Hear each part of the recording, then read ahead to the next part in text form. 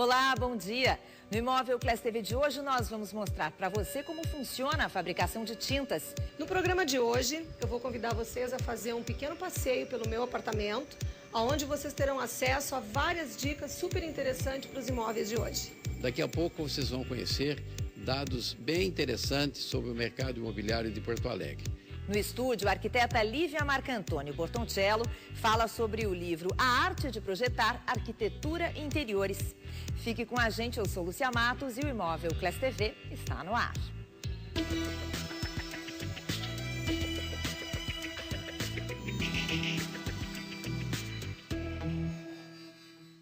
As tintas embelezam e protegem as paredes das casas, edifícios e salas comerciais. Mas você sabe como elas são fabricadas? Pois a equipe do Imóvel Class TV visitou uma fábrica e conferiu como as tintas são feitas.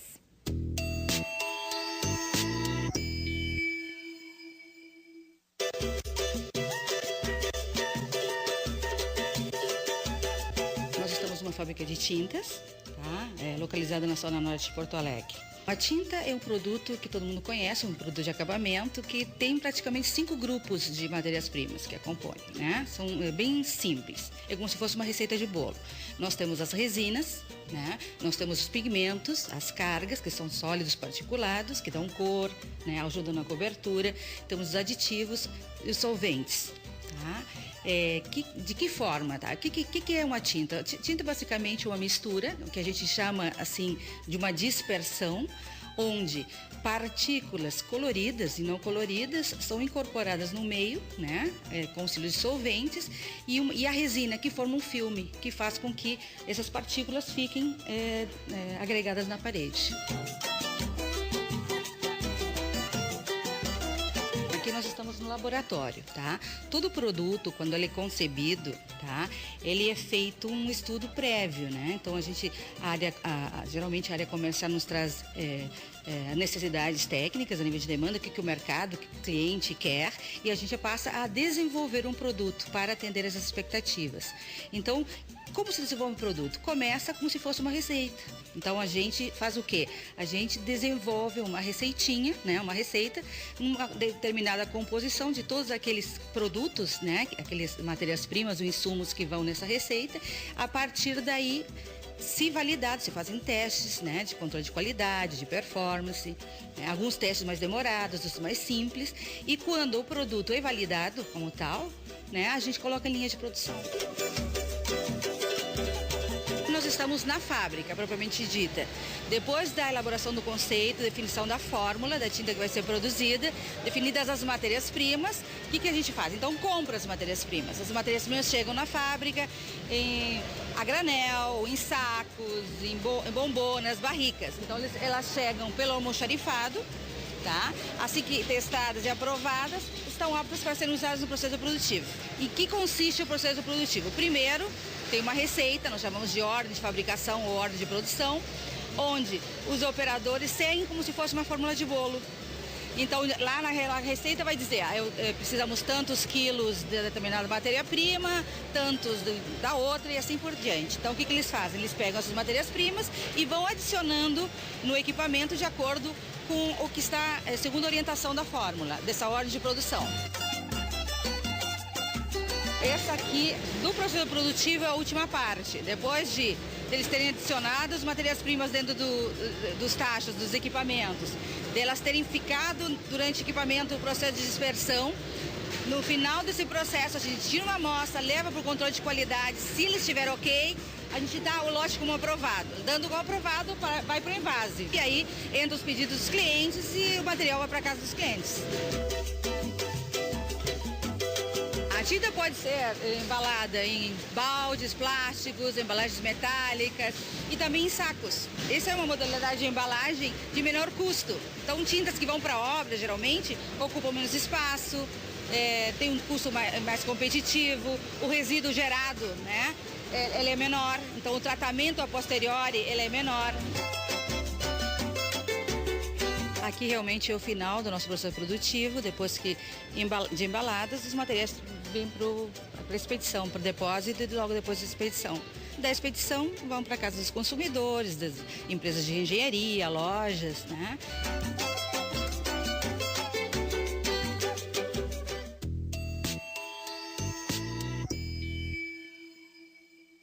A arquiteta Lívia Marcantônio Bortoncello fechou 2013 celebrando 25 anos de carreira com o lançamento do livro A Arte de Projetar, Arquitetura e Interiores.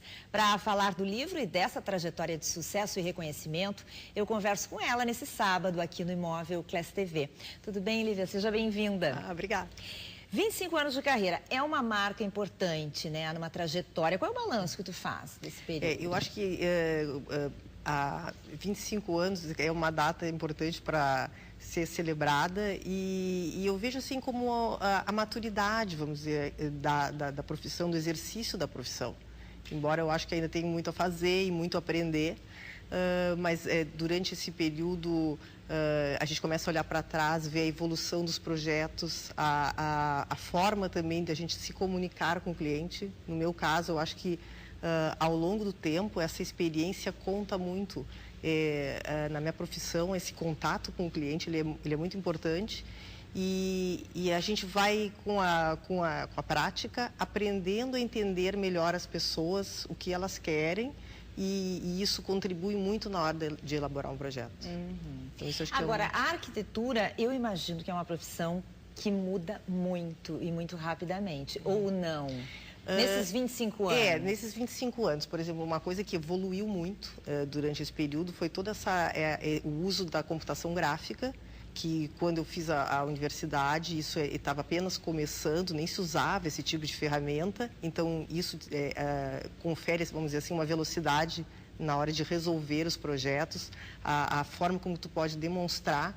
Hoje se pode fazer perspectivas e renderizações que fazem com que tu enxergue realmente aquilo como vai ficar pronto, né? E antes era tudo no Antes era desenho. croquis, aquarela, desenho à mão. Então, hoje você consegue visualizar o projeto quase como ele é acabado, usando a computação, né?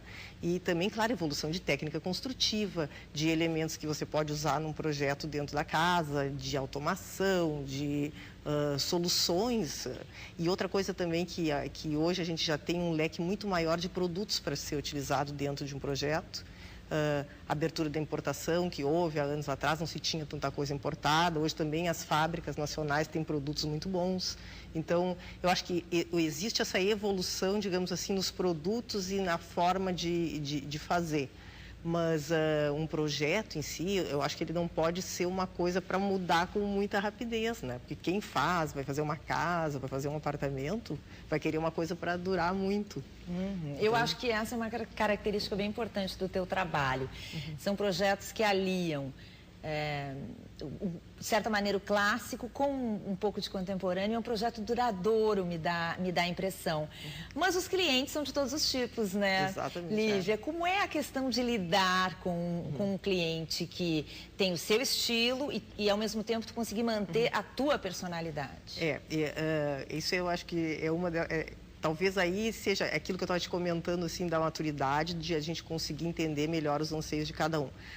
Eu procuro, quando faço um primeiro contato com os clientes, e ter uma conversa bem longa, digamos, e também durante o decorrer da obra e do desenvolvimento do projeto, a gente vai conhecendo a pessoas e seus anseios, né? Eu noto que muitos têm a tendência a querer repetir soluções anteriores. As pessoas, às vezes, querem mudar, mas têm dificuldade na prática de aceitar as novas ideias e as mudanças. Eu procuro, o meu trabalho, eu acho que ele tem uma característica atemporal. Eu procuro fazer coisas que não sejam muito modais, assim, que datem o projeto, não é? E procuro...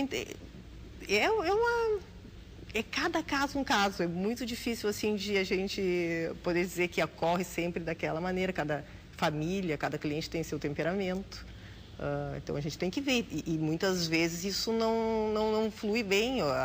É importante que a pessoa tenha liberdade de dizer, por exemplo, eu proponho alguma coisa, que aquilo a pessoa não gosta, e eu tenho que também ter a liberdade de dizer, isso não podemos fazer. Principalmente isso quando a gente fala de interiores, de casas, atendendo famílias, né? Quando é uma coisa empresarial, ela é mais, talvez, objetiva, digamos. Bom, hoje a gente está conversando aqui no Móvel Class TV com a Lívia Marcantônio Bortoncello, arquiteta, que acaba de lançar um livro para comemorar os 25 anos de carreira. A gente já volta para seguir essa entrevista com a Lívia. Não saia daí.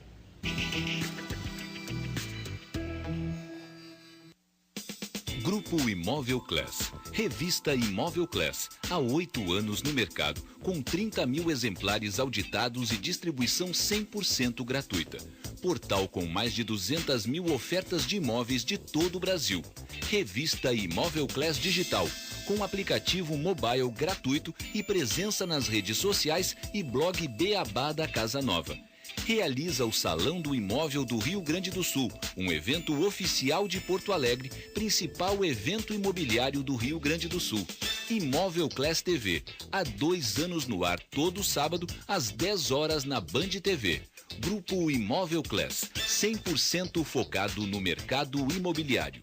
Domingo, 8 horas da manhã, você é o convidado para assistir Destaque Brasil, maior audiência empresarial do Rio Grande do Sul. Oferecimento SafeWeb, segurança da informação.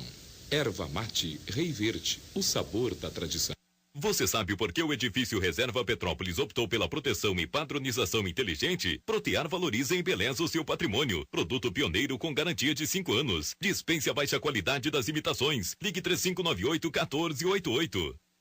Amigos, vocês gostam dos temas relacionados ao automóvel? Lançamentos, tecnologia, as grandes feiras internacionais, as novas tendências do mercado automobilístico, tudo está em Motor Show, 9h30 da manhã, aqui na Band TV.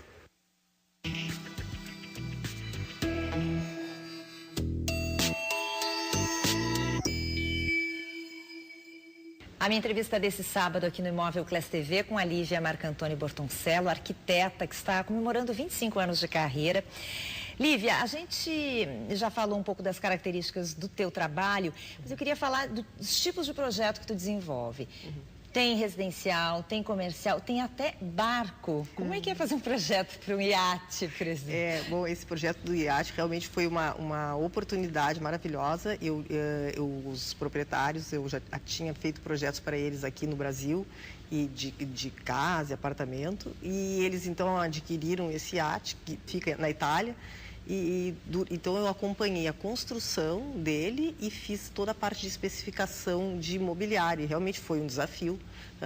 Que não é muito comum, né? Não. Ainda mais por aqui, claro, eu acho que talvez ali no Rio tem muito essa coisa de estaleiro e tal, né? Mas aqui, assim, uma embarcação do porte dessa, que é um barco de 43 metros, ele é bastante amplo.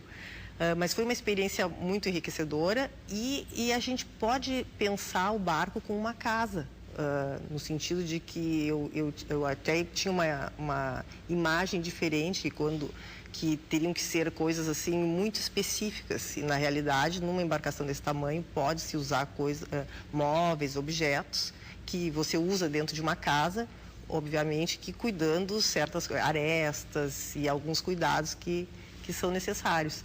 E foi realmente muito interessante fazer tudo isso. Depois ele foi construído lá na Itália, eu acompanhei todo esse processo.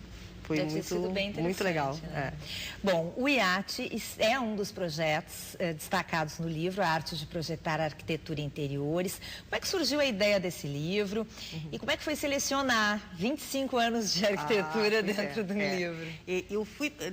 A ideia do livro surgiu da editora VJ, que é na pessoa do Vitório Júnior, que é o editor, e que ele tem essa editora há 10 anos e realiza livros no Brasil inteiro. E ele me procurou, ele já tinha feito acho que uns 5 livros muito bonitos em Santa Catarina, na Bahia, de outros profissionais. E disse, Lívia, que tal fazer o livro? Eu acho que eu tinha essa vontade, esse desejo, e acredito que todos os profissionais da minha área têm, porque a gente, enfim, os projetos são bonitos e se quer se mostrar. Hoje a gente tem o site do escritório, mas não é como você ter um livro, folhear e aquela coisa toda. E na verdade o projeto deve ser como um filho, assim, né? Que tu cria, fica gostando e tal, coisa. E então fazem... todo esse processo durou aproximadamente 2 anos. E, claro, tinha que fazer primeiro selecionar de que forma ia apresentar em função das diferentes áreas de atuação do meu escritório, que a gente faz projetos comerciais, residenciais. Então, se decidiu por fazer sessões diferentes e escolher 1 ou 2 projetos de cada assunto para mostrar. A vontade que eu tinha era de ter colocado muito mais que isso, mas eu tinha uma limitação de número de páginas e de tamanho. E aí, então, eu tive algum material, eu já tinha registro de alguns projetos, outros foram feitos para o livro, e foi assim uma criação em conjunto com a editora, com o designer que foi convidado para fazer, que foi o Alisson, e os fotógrafos todos que participaram fotografando. Como é que funciona o teu momento de criação? Tu tens uma equipe, um escritório, mas o momento de criar um projeto, já sei que tem muito da conversa com o cliente, com a família, né, enfim. Mas o que mais, assim, o momento da criação é muito teu, assim mesmo? Eu tenho depois dessa entrevista e tudo, a criação vai acontecendo, assim, ela não tem uma regra, né? Mas eu gosto de ficar em silêncio, ficar só olhando livros e revistas e vou riscando. Eu uso muito lápis, eu não desenho utilizando computador.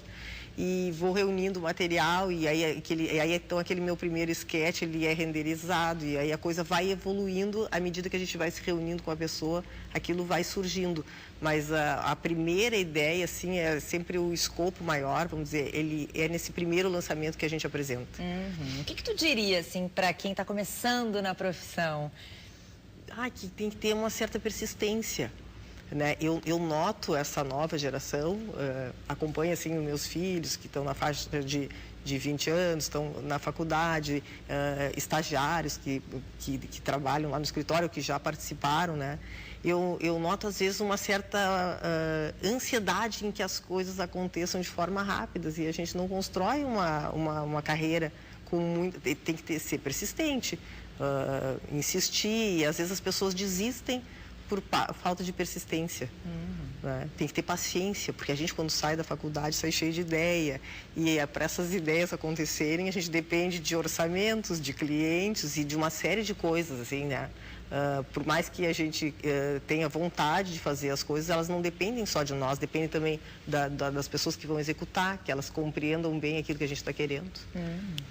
Tá certo, obrigada pela tua participação com a gente, parabéns pelos 25 anos e pelo livro. Muito obrigada. Essa arquiteta Lívia Marcantônio Bortoncello, que esteve com a gente falando sobre esses 25 anos de carreira na arquitetura hoje no programa. O Imóvel Class TV continua.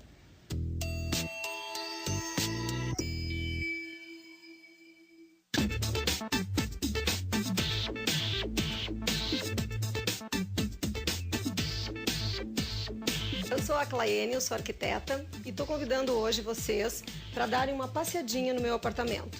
Quero mostrar algumas opções que são bem importantes para o consumidor final poder olhar, perceber e ver as possibilidades. Os apartamentos de hoje são todos mais ou menos com a mesma planta, mais ou menos o mesmo tipo de funcionamento e a gente, consumidor, acaba tendo que se adaptar ao que existe no mercado. Então, nós, profissionais, criamos alguns artifícios para que esses imóveis possam ser diferenciados. Um deles, no meu caso, é o fogão. Inicialmente, esse apartamento tinha o fogão colocado ali naquele ponto onde está a pia e a gente fez a transferência do gás de maneira a conseguir essa bancada para que o fogão faça parte do centro do apartamento. Outra coisa que eu fiz nesse apartamento, logo que eu me mudei, foi eliminar a churrasqueira. Aqui nesse local vocês estão vendo que está a geladeira, que inicialmente ela foi planejada para ficar aqui do ladinho da pia. E eu trouxe para cá. O que foi que eu fiz? Como o meu apartamento é o primeiro de uma série de 19, eu não precisei usar a chaminé. Eu não faço churrasco, não tenho o hábito do churrasco. Eliminei a churrasqueira para botar a geladeira. E nesse cantinho, onde seria a chaminé, eu coloquei a minha cristaleira com a minha coleção de copos. E aqui embaixo a adega e mais uma adega para manter as bebidas fora do gelo.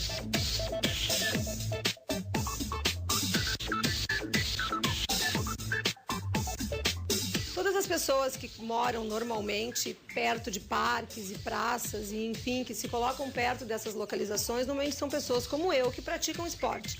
Ou correm, ou caminham, ou andam de bicicleta, como é o meu caso. Então eu comprei essa bicicleta, que é uma bicicleta acoplada. Ela é desmontável, ela pode ser facilmente levada para viagens, então ela dobra o guidão, dobra isso, dobra aquilo. e eu posso carregar para qualquer lugar que eu queira ir. Eu não tenho o hábito de levá-la viajar, ela geralmente fica aqui.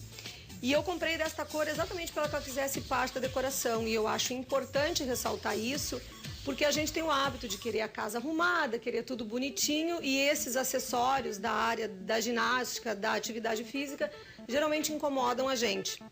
O normal é a gente guardar a bicicleta na garagem, só que daí ela estando na garagem a gente não enxerga e ela não nos cobra. Ei, não fui passear hoje, que é uma coisa bem importante, isso incentiva a gente a praticar atividade física.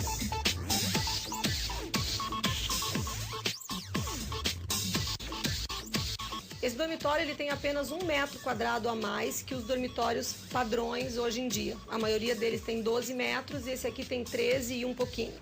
Então, o que foi que eu escolhi assim como alternativa?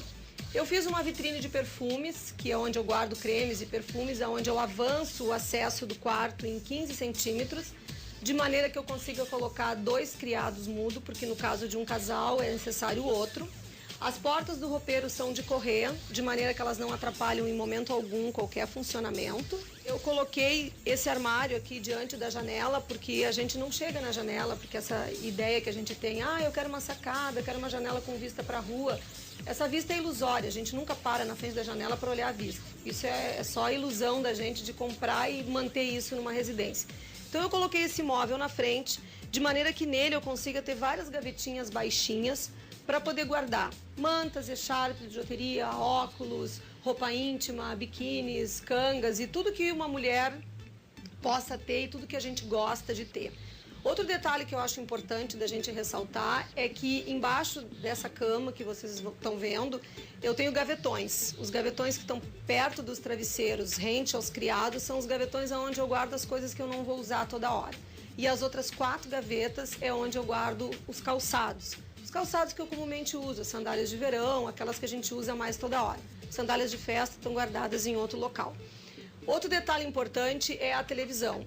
Eu não sou uma pessoa que ame muito televisão, mas a gente tem vários programas, esse é um deles, que a gente gosta de assistir. Então, às vezes, no sábado, dá aquela preguiça de acordar e ir para a sala, então eu acabei colocando a televisão no quarto com esse objetivo. Ela está interligada a esse dock de iPod, iPhone, de maneira que eu consiga ter o som da televisão em estéreo com esse pequeno aparelho, assim como colocar o meu iPhone ou o meu iPod para escutar música, alguma coisa assim. Outra coisa que a gente tem de interessante aqui nesse dormitório é a porta do banheiro. Essa porta originalmente era uma porta de madeira que abria para a direita. Então o que acontecia? Como todos os banheiros, a pessoa tem que entrar, fechar a porta para depois acessar o vaso ou o chuveiro. Então eu tirei essa porta fora e coloquei essa porta de correr.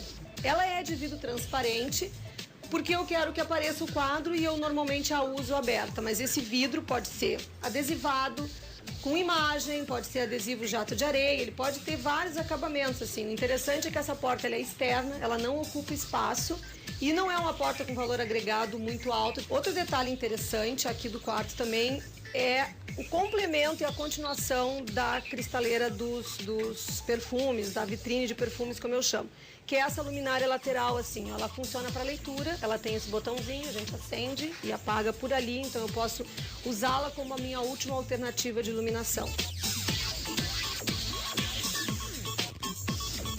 Nós encerramos então o nosso passeio aqui no meu apartamento hoje. Espero que vocês tenham gostado da matéria, espero que eu tenha dado ideias interessantes, espero que vocês continuem nos assistindo.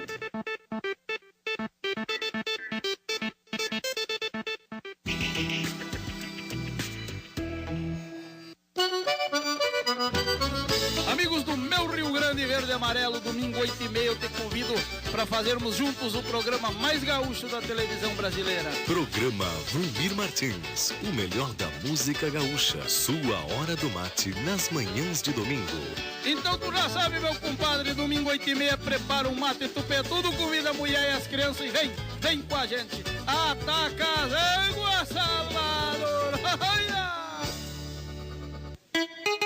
Seu crédito acabou, você precisa ligar e você não sabe onde recarrega o celular. Se liga na dica, acesse já e carregue onepay.com.br. Nesse calorão você sem grana e nem crédito no celular. Calma, com o OnePay você carrega agora e paga só por vencer a fatura no cartão. São até 40 dias pra pagar. Ligue agora, estrela 3113. Se o seu crédito acabou, acesse já e carregue onepay.com.br.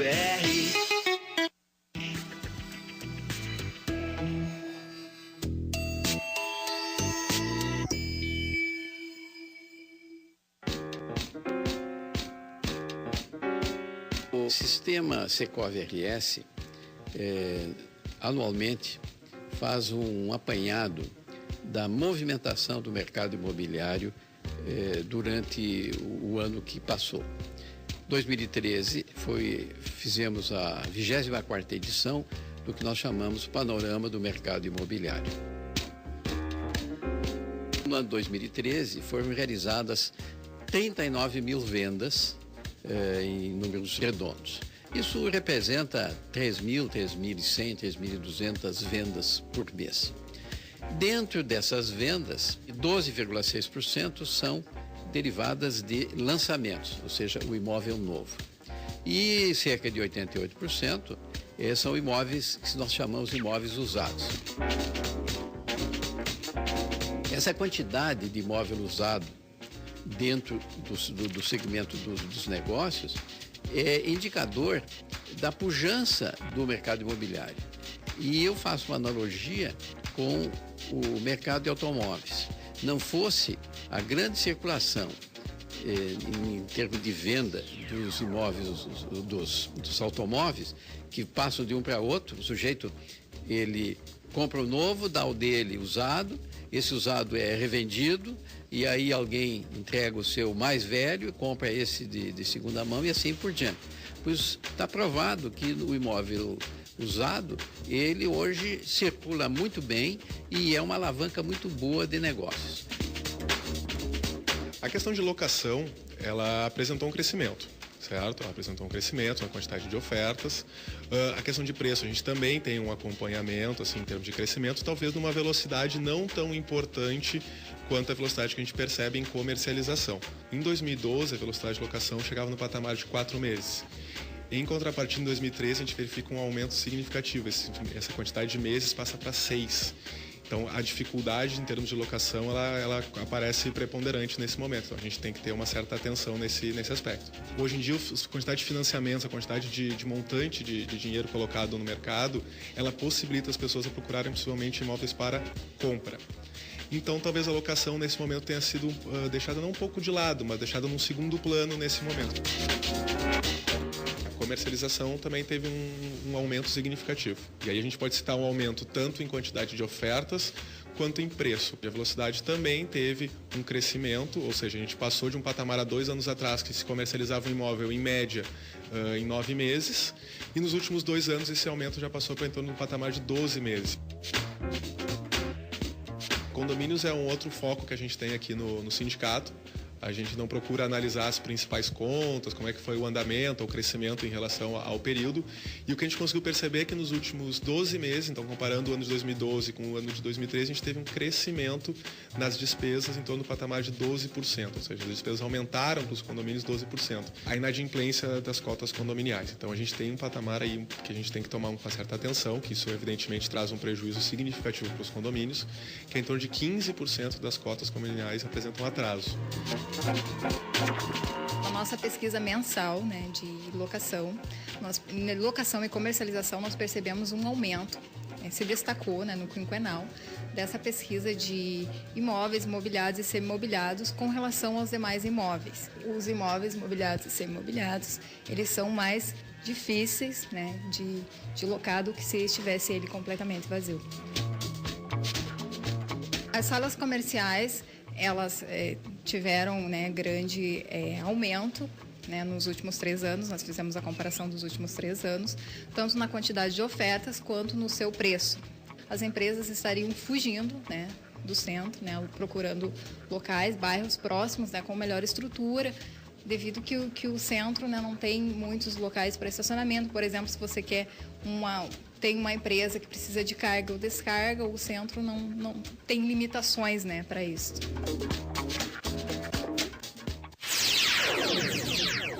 O programa de hoje fica por aqui, mas a gente se vê no sábado que vem. Um ótimo final de semana para você e até lá!